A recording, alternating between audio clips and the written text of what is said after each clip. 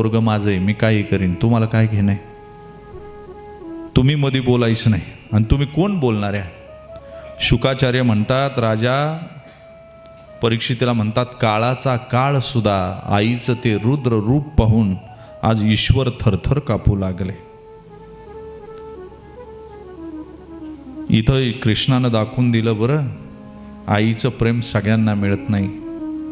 देवाला सुद्धा तहान लागली होती. जगाचा पिता यशोदेला आई म्हणतो. मला सांगा, जग त्याला आई म्हणताय आणि जगाचा परमपिता यशोदेला आई म्हणतो. जो जगाला जेवण देतो तो यशोदेला म्हणतो, यशोदे घराकडे चाल, मला जीव घाल, मला जीव घाल, मला तूप पोळी कशी दे. हे नंद बाबाचे जोडे छातीला धरून आणून पायाजवळ आणून ठेवतात भगवंत. कधी विचार केला बापाचे जोडे कुठं ठेवायचे असतात? आपण बापाला जोड्यानं आणतो आणि देव बापाचे जोडे छातीला धरतो. कृष्णाला विचारलं, तुम्ही जगाचे बाप आहेत आणि हे जोडे उचलता. कृष्ण भगवंत म्हणतात, मी जरी जगाचा बाप असतो तर माझा बाप नंद बाबा आहे. कोण आहे? नंद बाबा. आई सगळ्यांना मिळत नाही हो, आणि तोच भाग्यवान आहे. हे त्याची पाठ अभागी आहे, ज्यानं आईचा पाठीत कधी धपाटा खाला नाही. तो गाल अभागी आहे, आईची चापट कधी खाली नाही. आईचं प्रेम मिळण्यासाठी सुद्धा भगवंत अवतार घेतात आणि विश्वाचा जनिता यशोदेशी म्हणे माता. यशोदेला माता म्हणतो. आणि म्हणून खरं तर यशोदा श्रीकृष्णाला मुसळाला बांधू लागली. आश्चर्याची गोष्ट अशी झाली का ज्या दोऱ्याने बांधायची तिथं 2 बोटे दोरं कमी पडायला लागली. तिनं एका दोरीला दुसरी दोरी बांधली तरी पण 2 बोटं, फक्त 2च बोटं कमी पडायची. तदपि द्वयम्युंगुलं न्यूनं यदा यदा दत्तबंधनं.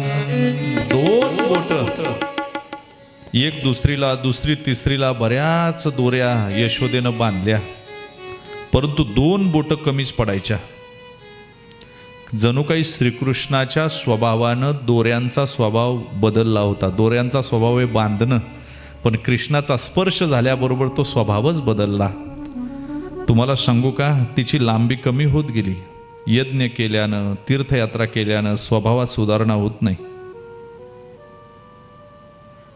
पण जर हृदयात भगवंताचं ध्यान केलं तर तो मनानं परमेश्वराशी एकरूप होतो आणि त्याचा स्वभाव बदलायला लागतो. वाक्य ध्यानात ठेव.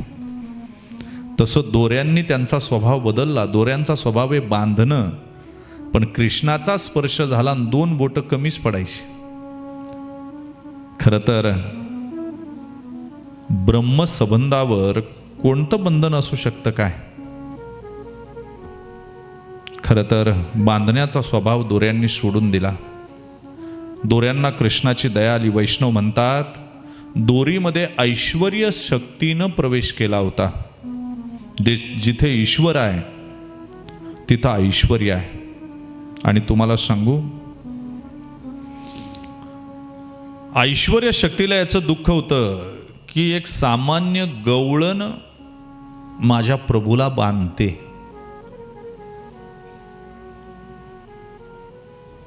तो तर सांसारिक बंधनातून मुक्त करण्यासाठी अवतरलाय आणि हा जीव त्यांना बांधू पाहतोय. ऐश्वर्य आणि वात्सल्य शक्तीचा गोड झगडा, गोड भांडण या दामोदर लीलेमध्ये पाहायला मिळतं. गोपिकांचा वात्सल्य भाव आहे, यशोदेचा वात्सल्य भाव आहे आणि ऐश्वर्य शक्तीचा माधुर्य भाव आहे देवाबद्दलचा. ती म्हणती, माझ्या भगवंताला बांधता काय? म्हणून दोरीमध्ये तिनं प्रवेश केला की जो जगाला बंधनातून मुक्त करण्यासाठी आला त्याला बांधायचं काय कारण आहे? आणि यशोदा म्हणते, हा माझा आहे, मला याला बांधायचंय, सरळ करायचंय, शिस्तीत आणायचंय. हा वात्सल्य भाव आहे. प्रभू ऐश्वर्य शक्तीला म्हणाले, ऐक तू आता, मला आईचं ऐकावं लागेल.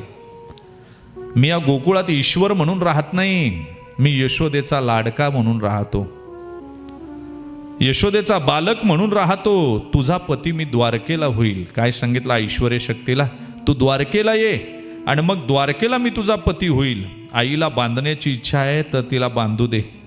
गोकुळात प्रेमाचं प्राधान्य आहे, प्रेमाचं गोकुळामध्ये, आणि द्वारकेमध्ये ऐश्वर्याचं. व्रजामध्ये तुझी गरज नाही. गोकुळ लीलेत वात्सल्य भाव आणि पावगंड लीलेत साख्य भाव प्रधान असतो. खरं तर भगवंत लौकिक दोरीनं कधीच बांधला जात नाही, त्याला प्रेम दोरी लागते. काय लागते? प्रेम दोरी. दृष्टवा परिश्रम कृष्णा कृपयासितं स्वयं बंधने. भगवंताला प्रेमाशिवाय कोणतीच दोरी बांधू शकत नाही. तुम्ही त्याला काही द्या, या काचेच्या अहंकाराच्या महालातून बाहेर येऊन त्याला आवाज द्यावा लागतो. तुम्ही गाडी आणता आणि देवाच्या दरवाजात उभी करता, एक पाय गाडीत आणि एक पाय मंदिरात, आणली का नाही बघ. अरे त्याच्याकडे काय कमी आहे जेणे हे विश्व निर्मिले. या काचेच्या अहंकाराच्या महालातून बाहेर येऊन त्याला आवाज द्या. जनाबाईनं तो पंढरीचा चोर बांधला, धरिला पंढरीचा चोर, गळा बांधून या धरिला पंढरीचा चोर, धरिला पंढरीचा चोर, धरिला पंढरीचा चोर, गळा बांधून या दोर, धरिला पंढरीचा चोर, गळा बांधून या दोर.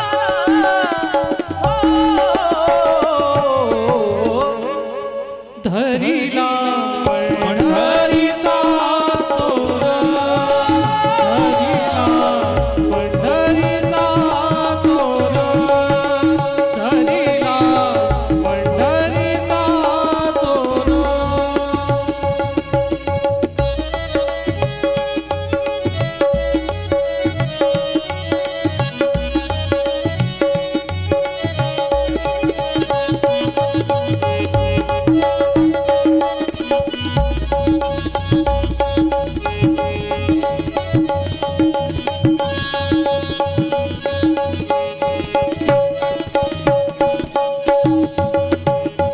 हृदयबंदी खाना गेला, हृदयबंदी खाना गेला, हृदयबंदी खाना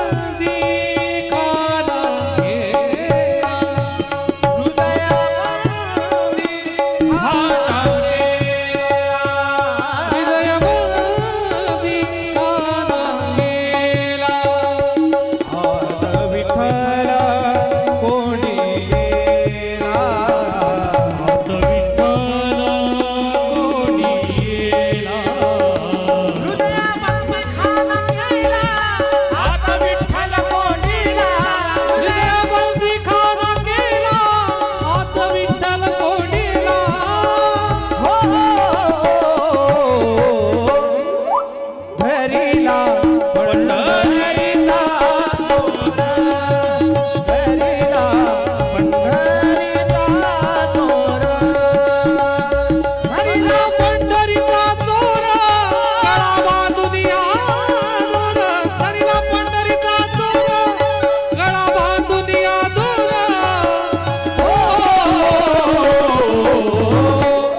धरिला पंढरीचा चोर, धरिला पंढरीचा चोर, धरिला पंढरीचा चोर. भगवंतानं कालिया मर्दन केलं. वेणुगीताची महती येते श्रीमद्भागवतामध्ये. आणि कंसाला कळालं की आता कृष्णाला मारणं अवघड आहे. त्यावेळेस अक्रूराच्या आगमनाचा प्रसंग येतो. एक दिवस नारदांनी कंसाजवळ जाऊन सांगितलं, कंसा तू फार भोळा आहे, तुला वसुदेवानं उल्लू बनवलं. त्यानं आपला 8वा पुत्र नंदाकडे ठेवून तिथं मुलीला आणलं. श्रीकृष्ण देवकीचा पुत्र आहे, बलराम रोहिणीचा आहे.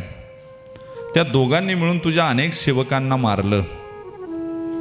कंसाने हे सगळं ऐकलं आणि तळपायाची आग मस्तकाला गेली. खरं तर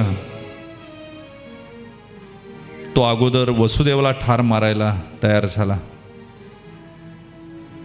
नारदाला आग लावता येते आणि विझवता येते, आम्हाला फक्त आग लावूनच माहिती आहे. ते कंसाला समजावं लागले की अरे फांद्या तोडण्यात काय अर्थ आहे, मुळावर घाव घाल. वसुदेवाला मारून काय करणार तू? कृष्णाला मारण्याची योजना आख. आणि म्हणून कृष्णाला मारण्याची योजना आखली. त्यानं मल्ल युद्ध ठेवलं नाही की यज्ञ केला. राजा, तू धनुष्य यज्ञ कर. यज्ञानं यजमानाचं आयुष्य वाढत असतं आणि शत्रू मरून जातो. यज्ञात जर सुरू झाल्यापासून 5 दिवसात जर विघ्न आलं तर यजमान मरतो. त्यावेळी कंसाचे मल्ल आले, म्हणले काळजी करू नका. उलट सांगितलं नारदाने, म्हणले तुम्ही फक्त कृष्णाला इथं बोलवा, मल्ल युद्धेत आम्ही त्याला संपून टाकू. आणि ते काम दिलं अक्रूराकडं. अक्रूराला सांगितलं, अक्रूरजी उद्या गोकुळात जा आणि कृष्ण बलरामांना घेऊन या, ही गोष्ट मात्र गुप्त ठेवा. अक्रूर म्हणला, तुझी आज्ञा असेल तर मी उद्याच जाईल. कंसाचा मृत्यू जवळ येत होता म्हणून त्यानं कृष्णाला आमंत्रण पाठवलं. एक केशी नावाचा दैत्य होतं बरं का, आज मला कथेत आठवलं बघा. त्यानं घोड्याचं रूप घेतलं होतं कृष्णाला मारण्यासाठी आणि ते आलं गोकुळात नाचायचं. जसे पूर्वी राक्षस आले होते ना, त्याच्यानंतर नवीनच घोडा आला आणि तो नाचत होता, श्रीदाम्या पेद्या सुदाम्या. ही पोरं देवावर प्रेम करायची आणि प्रेम सूत्रानं बांधलेली होती. खाय त्यांची उष्टावळी, पाहती गोवळी. उष्ट वेगळं आणि उष्टावळी वेगळी.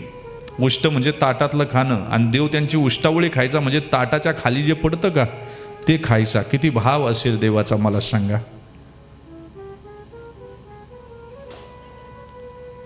खरं सांगू, एकदा तर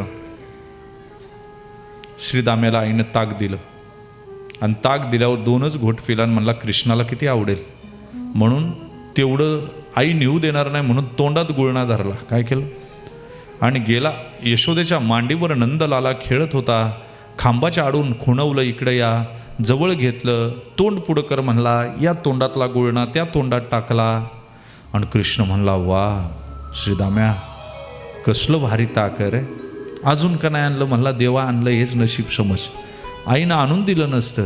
त्यावेळी देवानं विचार केला का हो याने दात कधी घासले असतील, कोणत्या कंपनीची टूथपेस्ट वापरली असेल, कोणता ब्रश वापरला असेल. इथं प्रेमसूत्र हीच दुरी आहे, बाकी काही नाही. हां, थोर प्रेमाचा भुकेला हाची दुष्काळ तयाला, हे जीवन आहे. तशी ही पोरं देव, पण कृष्ण आलाच नव्हता. हा नाचून नाचून थकला, केशी नावाचा दैत्य.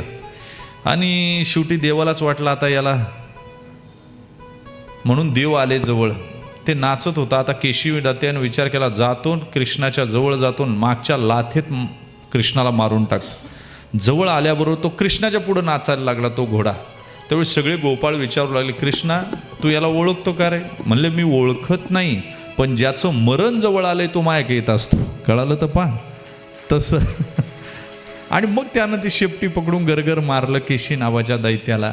तसं कंसाचं मरण जवळ आलं होतं म्हणून देवाला निमंत्रण पाठवलं. नाहीतर काय लांब राहिला असता तर नीट राहिला असता, पण देवाला निमंत्रण पाठवलं. अक्रूराच्या मनात कृष्णाचं चिंतन चालू होतं.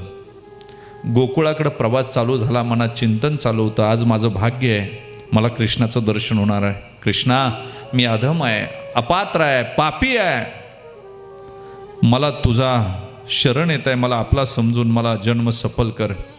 अक्रूरानं ज्याप्रमाणे प्रवासात चिंतन केलं की नाही देवाचं, तसं आम्ही सुद्धा प्रवासात देवाचं चिंतन केलं पाहिजे. आजकाल लोक चालता चालता दुसऱ्या लोकांचे चेहरे, कपडे, मोटारी, दुकानं, दुकानाचे बोर्ड पाहत चालतात आणि चिंतन करत चालतात. असं केल्यानं काय मिळणार. प्रवासामध्ये गाडीमध्ये जुने त्यानं लोड करून ठेवली सगळं ते पेनड्राईव्ह, 1970च्या पिक्चरची गाणी, त्याला जशी आवडतात, दर्दभरी, रोमॅन्टिक. त्यातून काय मिळेल. माझ्या कृष्णाची भावगीतं, गोपीगीतं, अभंग. प्रवासामध्ये चिंतन भगवंताचं असावं, तो सांभाळतो आपल्याला. खरं सांगू आणि खरंच सांभाळतो दादा. 25 वर्ष झाला मी प्रवास करतो, पण निघताना कृष्ण बरोबर असतो आणि पोचवतो सुद्धा तोच. 2 ते 3 वेळा ॲक्सिडेंट झाले, गाड्या भंगारात विकल्या, परत काय दुरुस्त झाल्या नाही. पण मी मात्र जसाच्या तसा आहे. हे भगवंताने ठेवलेलं आहे, वाक्य ध्यानात ठेव.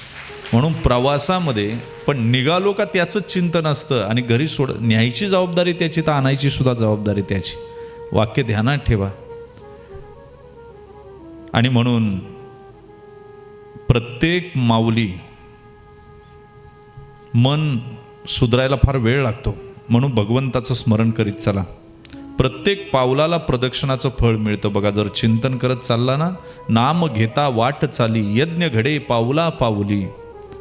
आणि म्हणून जी व्यक्ती रस्त्यानं चालताना भजत करत नाही, डोळ्यानं मनानं पापच करत असे, पापी देवळातून चालताना सुद्धा पाप करतात देवळातून, आणि पुण्यवान झोपेत सुद्धा पुण्य करतो. वाक्य ध्यानात ठेवा. आक्रूर न्यायला आला, दंडवत घातलं. दंडवत घातल्याबरोबर गोपिका कळाला आक्रूर न्यायला आला. नंद बाबाला सांगितलं, कंसानं निमंत्रण दिलंय, दोघांना घेऊन बोलवलंय. यशोदा रात्रभर झोपली नाही. आई आहे ना ती. एवढंच नाही, गायांनी रात्रभर घास खाला नाही. सगळ्या गाया उभ्या आहेत, बसल्या नाही. गायांची वासरं आज दूध पिली नाही. सकाळी गोपिका रडू लागल्या, रस्त्यानं उभ्या राहिल्या. रथात कृष्ण बसलेत, पण रात्री जायच्या अगोदर सकाळी आई म्हणते नंद बाबाला, माझ्या कृष्णाला परत आणा बरं. कृष्णा येशील ना रे परत? मी तुला उखळाला बांधलेलं विसरून जा बरं. कृष्णा, तुला माखण मिश्री दिली नाही ते विसरून जा. कृष्णा, तिकडे गेल्यावर परत येशील ना रे बाळा? तू इथं चोऱ्या केल्या तरी चालतील, मला काही तक्रार नाही, पण परत माझ्याजवळ हे आईचं हृदय असतंय. वाक्य ध्यानात ठेवा. पक्षी पाहे घरट्यातुनी,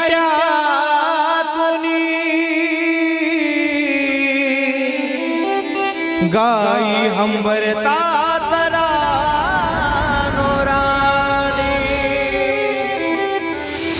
यशोदाई अंगताके धरतीवरी,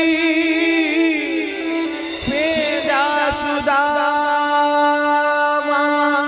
अश्रू गाडी, कृष्ण जाते गजाते बाई,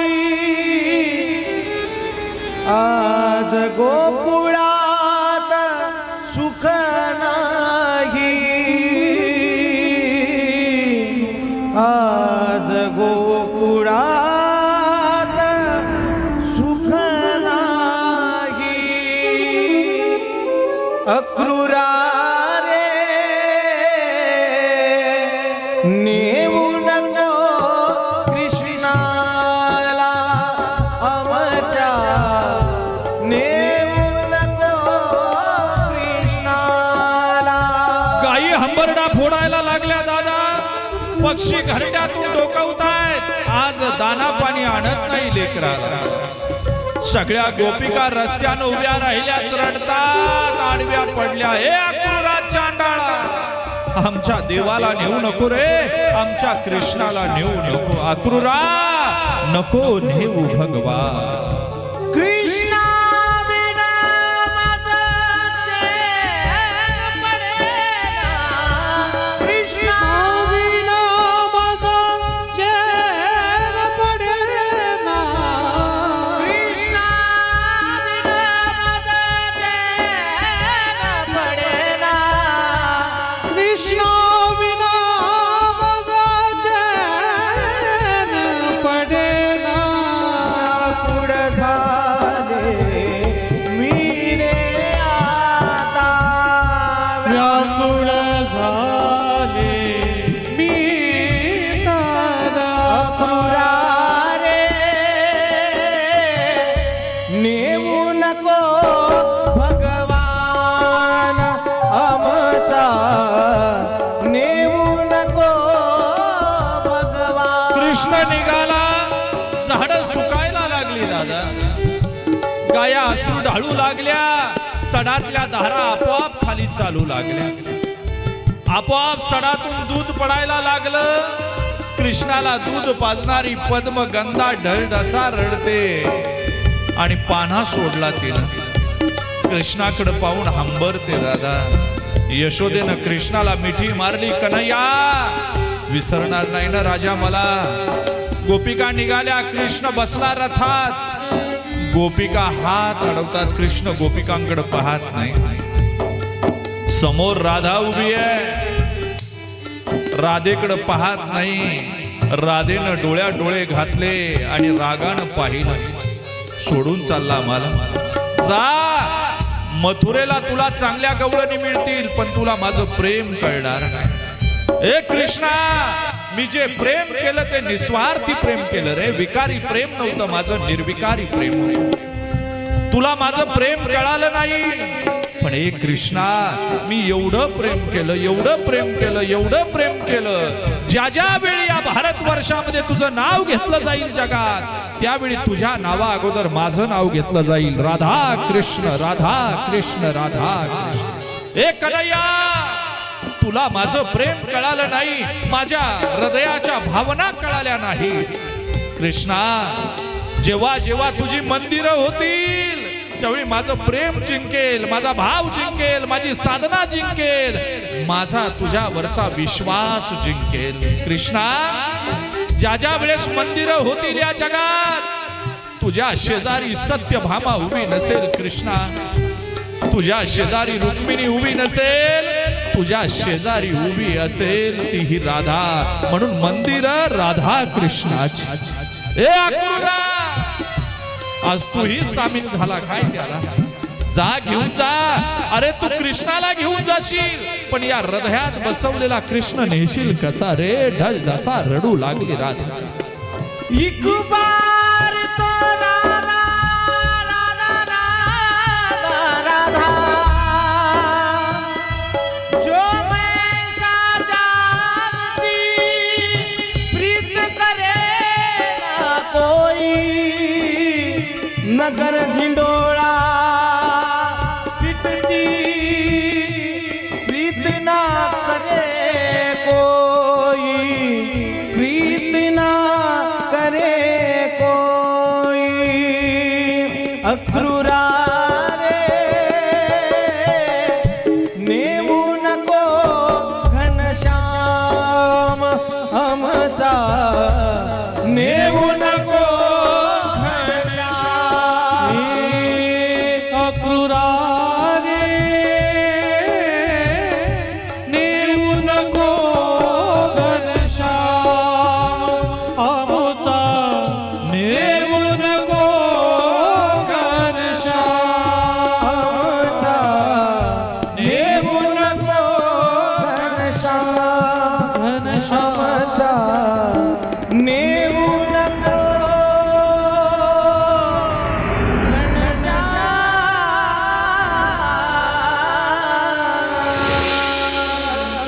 अक्रूर घेऊन गेला. ज्या दिवसापासून अक्रूर कृष्णाला घेऊन मथुरेकडे गेला, गायांनी चारा खाणं सोडलं. मथुरेच्या बाजूला तोंड करायच्या आणि रडायच्या गाया सगळ्या. कृष्ण मथुरेला गेला. नंद यशोदेनं दोघांनाही जेवण केलं नाही. खरं तर दारातले वृक्ष सुकायला लागले. कृष्ण गेल्यानंतर गोप बाळ जेवायची विसरायला लागली. विरहानं तन्मय झाली ती, ढसढसा रडायची. इकडं कंसाचा वध झाला आणि उद्धव मथुरेवरून भगवंत द्वारकेला येतात. उद्धव आणि गोपिकांवर प्रेम होतं. भगवंत एक दिवस एकांतामध्ये रडत होते. उद्धव म्हणला, देवा का रडतो? म्हणजे गोपिकांची आठवण येते रे उद्धवा. ते म्हणले, मग असं काय त्या गोपिकांमध्ये का तू रडतो? ते म्हणले, तुला कळायचं नाही, तू एकदा भेटून येईन मग तुला कळेल. ब्रह्मज्ञानाचं गाठोडं घेऊन उद्धव गोकुळात आलेला आहे आणि गोपिकांना विचारायचं, कृष्णाचं घर कुठं आहे?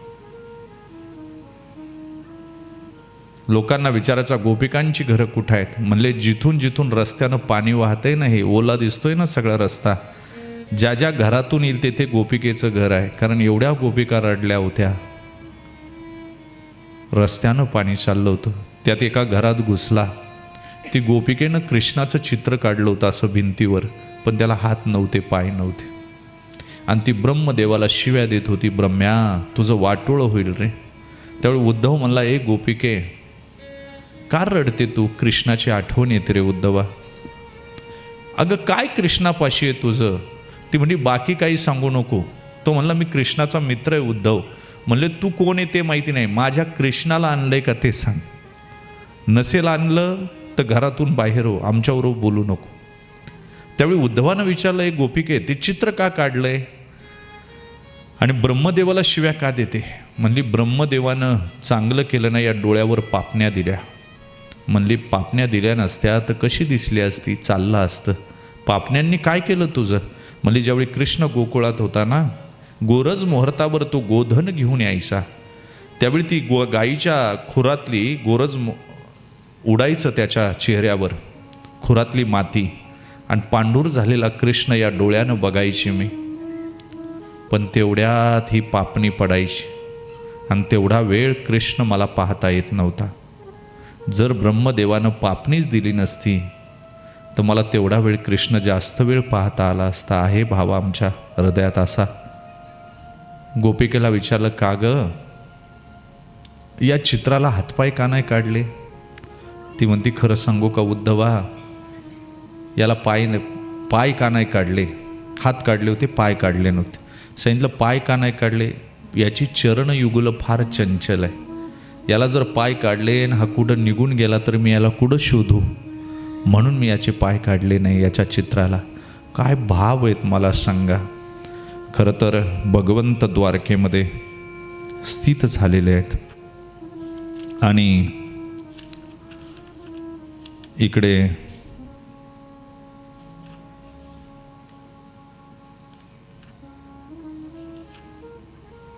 भगवंताच्या विरहामध्ये गोपिका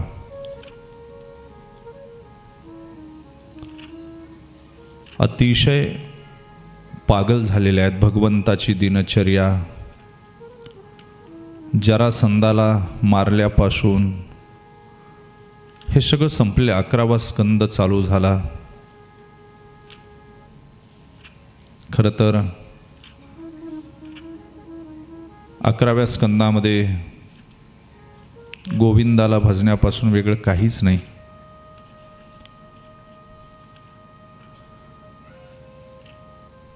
भगवंताचा रुक्मिणीबरोबर विवाह हा आजच्या कथेचा अतिशय सुंदर भाग आहे.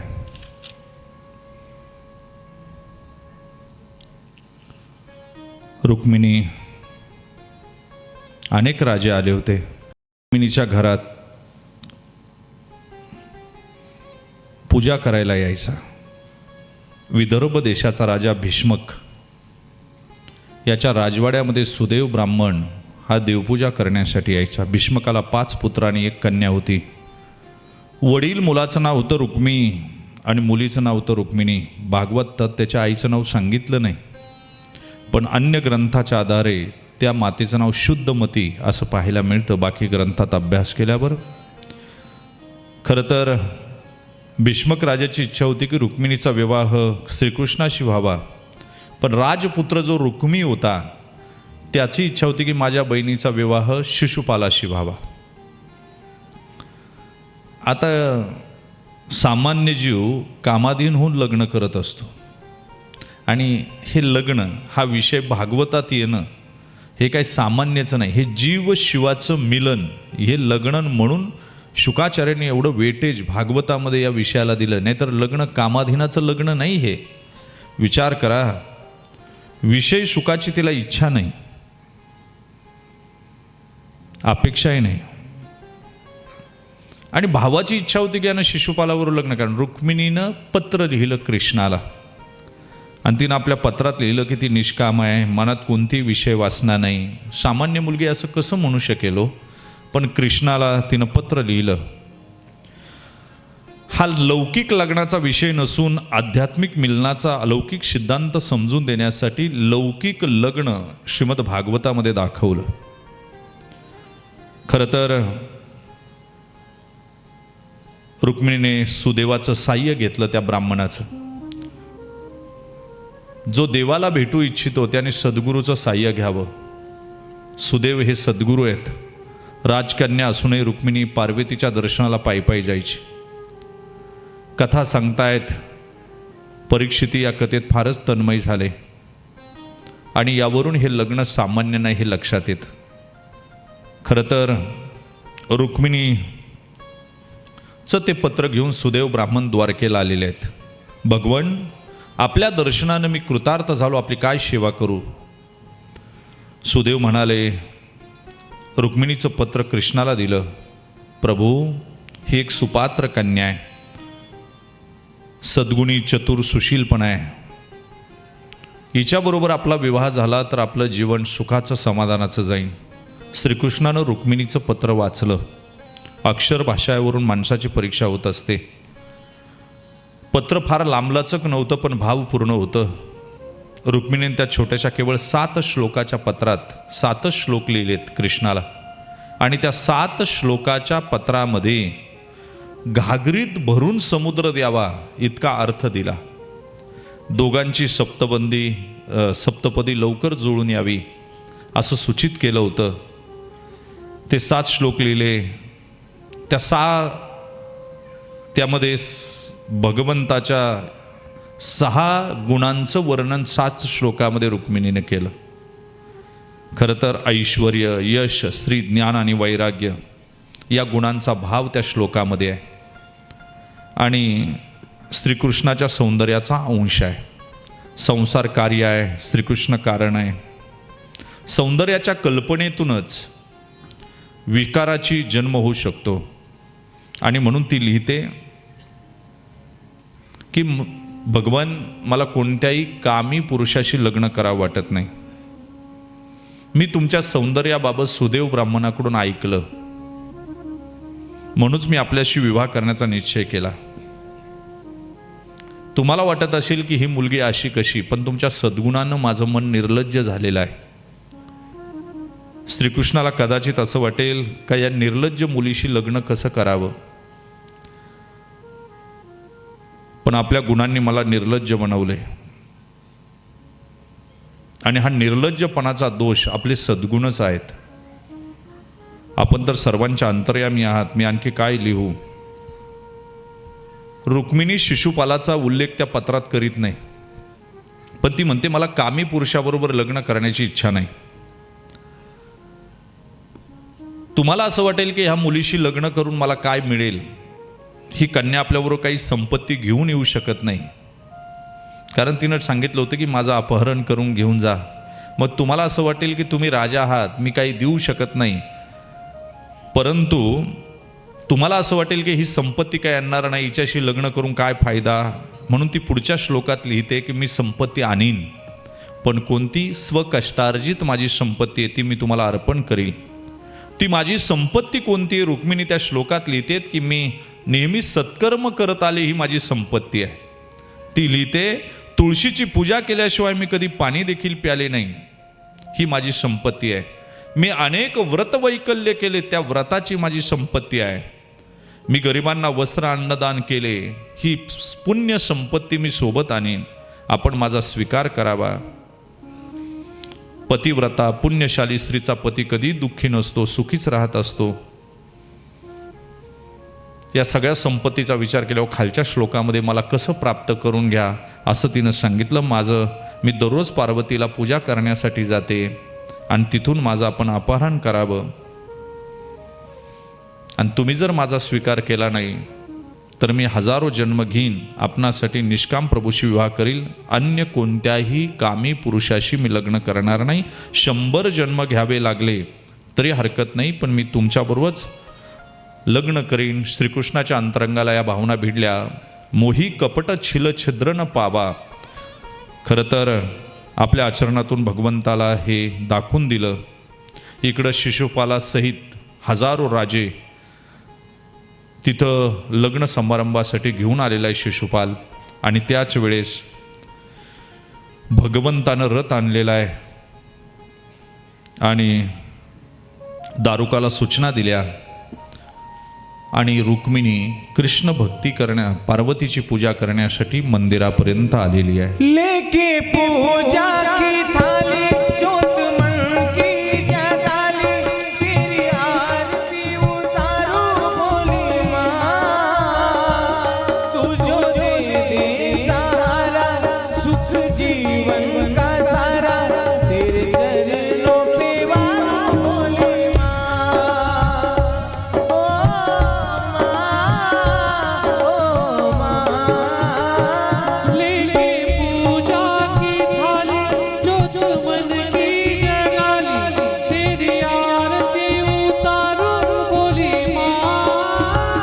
जागा द्या मध्ये अशी. सारा सुख जीवन का सारा तेरे चरणों पे मारू बोली माँ ओ माँ.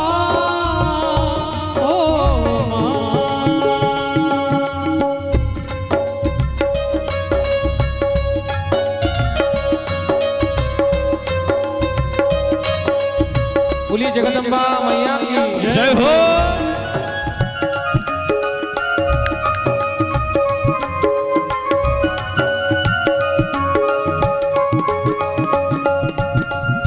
धूल तेरे चरणों की लेकर माथे तिलक लगाया.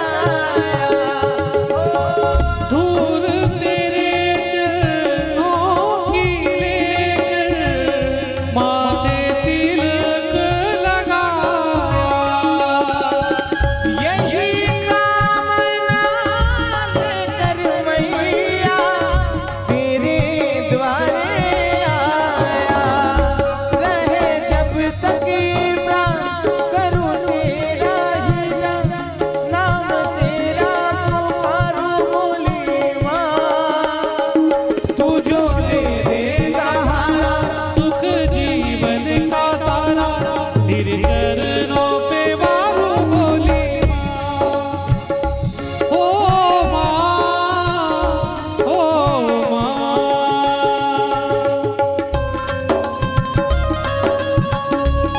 जय हो.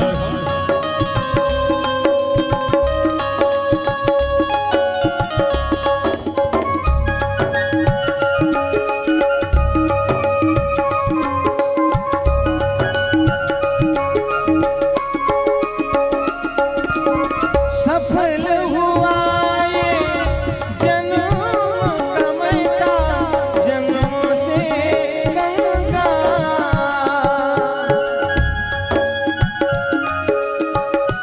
पार्वती पूजा, पार्वतीची पूजा करण्यासाठी रुक्मिणी ज्यावेळी मंदिरात आली त्यावेळी दारुकानं रथ आणलेला आहे. आणि दारुकानं रथ आणल्यानंतर द्वारावर पुढं रथ उभा केला. शिशुपालादी अनेक राजे या स्वयंवरासाठी आले होते. पण रथातून भगवान श्रीकृष्ण खाली उतरलेले आहेत आणि उतरल्याच्या नंतर त्यांनी रुक्मिणीचं हरण याच मंदिरातून केलं.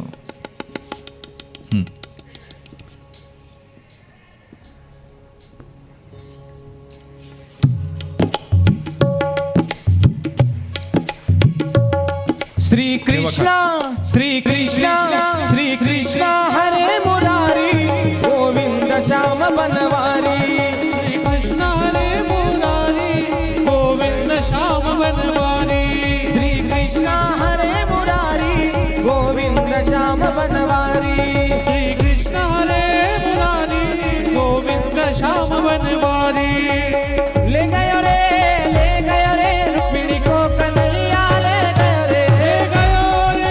ले गयो रे रुक्मिणी को कन्हैया ले गयो रे. ले गयो रे रुक्मिणी को कन्हैया ले गयो रे. ले गयो रे रुक्मिणी को कन्हैया ले गयो रे. श्री कृष्णा हरे मुरारी गोविंद श्याम बनवारी. श्री कृष्ण हरे मुरारी गोविंद श्याम बनवारी. गोविंद श्याम बनवारी. गोविंद श्याम बनवारी. बोलिए द्वारकाधीश भगवान की जय हो. द्वारकेमध्ये घेऊन गेले, परंतु दुर्वासांच्या शापानं कृष्ण आणि रुक्मिणी द्वारकेत राहू शकत नव्हते. म्हणून माधवपुरामध्ये हा लग्न सोहळा पार पडला. ब्रह्मदेवानं लग्नाचा मुहूर्त दिला. मार्गशीर्ष महिन्यातल्या पंचमीस रुक्मिणीला मंडपात आणण्यात गेलं. ब्राह्मण समुदायात स्वस्ती मंत्राचा उच्चार लागला. कस्तुरी तिलकम ललाट पटले वक्षस्थले कौस्तुभं नासाग्रे वरमौक्तिकं करतले वेणुकरे कंकणं सर्वांगे सुललितं कंठे च मुक्तावली गोपश्री परिवेष्टितो विजयते कुर्यात सदा मंगल. भगवंताचं लग्न माधवपुरामध्ये मार्गशीर्ष महिन्याच्या पंचमीला लागलं. आपण लग्न करणार आहोत. फक्त एकदा मला सुदाम ब्राह्मणाचं चरित्र सांगू द्या आणि मग आपण लग्न, फुलांची होळी हे सगळं करून कथेच्या. संदीपान गुरुजींच्या घरी तुम्ही दोघंही एकत्र राहत होतात. मी तिथं गेलो तर तो माझा कमीपणा आहे. तुम्ही मागू नका, पण एकदा भेटून तर या. अगं तुला माहिती नाही, आधी घेशी तेव्हा देशी. तो अगोदर घेतो आणि मग देतो. शेवटी सुशिलेनं काय केलं, कुचके पोहे कृष्णासाठी बांधून दिले आणि पोरबंदरवरून हा ब्राह्मण सुदामा निघाला. चले श्याम सुंदर से मिलने सुदामा, चले श्याम सुंदर से मिलने सुदामा. मजल दरमजल करत निघाला. घामाच्या धारा वाहतायत, पायामध्ये चप्पल नाही, अंगामध्ये कपडे नाही, जीर्ण झालेलं वस्त्र अंगावर आहे, वाकलेली शरीर यष्टी. मजल दरमजल करत सुदामा ब्राह्मण निघाला आणि उपवाशी तापाशी हा सुदामा ब्राह्मण द्वारकेपर्यंत आला. द्वारपालांना सांगू लागला, अरे कृष्णाचा मित्र आहे मी. द्वारपाल म्हणू लागले, अरे कहा राजा भोज, कहा गंगू तेली. द्वारपालांना सांगू लागला, मी कृष्णाचा मित्र आहे. हा, गाते हुए मन में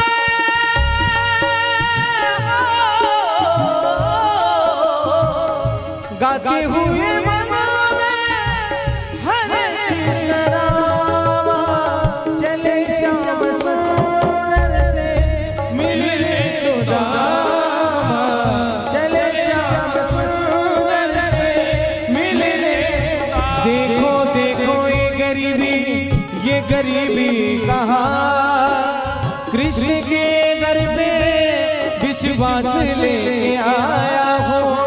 मेरे बचपन का यार है मेरा आशा, यही सोच के दोन दिवस जाग्यावर थांबला. सुदाम देवाला आतमध्ये सोडीना द्वारपाल. अरे कहा राजा, कहा गंगा भोज, अरे गंगू तेली कहा. शेवटी तिसऱ्या दिवशी दया आली. मी जाऊन येतो, कृष्णाला सांगतो असं द्वारपाल म्हणाला. आणि द्वारपाल कृष्णाला सांगायला आला, भगवान कुणीतरी सुदामा ब्राह्मण आलाय, तुमचा मित्र आहे म्हणून सांगतो. माझा सुदामा आला, माझा सुदामा आला, माझा सुदामा आला. श्रीकृष्ण पळत गेले, मिठी मारली आणि सुदाम देव ढसढसा रडू लागला. हो सुनते ही दौड़े चले आए मोहन, लगाया गले से सुदामा को मोहन, लगाया गले से सुदामा को मोहन. सुनते ही दौड़े चले आए मोहन, लगाया गले से सुदामा को मोहन. सुनते ही दौड़े चले आए मोहन, लगाया गले से सुदामा को मोहन, लगाया गले से सुदामा को मोहन. भगवंतानी पाहिलं, ब्राह्मण आलाय. बसा बसा, सिंहासनावर बसा. नको नको देवा, हे सम्राटाचं सिंहासन जबरदस्तीनं बसवलं आणि भगवंत पायाजवळ बसले. सुदामा माझ्यासाठी काय आणलं रे. सुदामानं पाहिलेलं वैभव आणि मग लपवलेले पोहे अशी माग माग लपू लागले. कृष्णानं पाहिलं की पोहे हातातून ओढले पोहे सुदाम देवाचे, फके मारी कोरडीचे, थोर प्रेमाच्या भुकेला हाची दुष्काळ तयाला. शेवटी रुक्मिणीकडे पाहिलं. रुक्मिणी, ब्राह्मणे पाय धुतले पाहिजेत. रुक्मिणी पाणी आणायला गेल्या, पण कृष्णानं काय केलं, पाण्याची वाट पाहिली नाही. पाय पाहिले काटे रुतलेले, पू गळतायत, माशा घोंगावतायत, मिठी मारली आणि इतके रडले भगवान, पायाला मिठी मारून देख सुदामा की करुण देख सुदामा की दीनदशा, करुणा करके करुणानिधि रोए, परात को हाथ जोड़े, नैन के जल से पग धोए, नैन के जल से पग धोए, बराबर में अपने सुदामा बिठाए बराबर लो, कन्हैया से कह दो इधर पे सुदामा करीब आ गया है, इधर पे सुदामा करीब आ गया है, इधर पे सुदामा करीब आ गया है,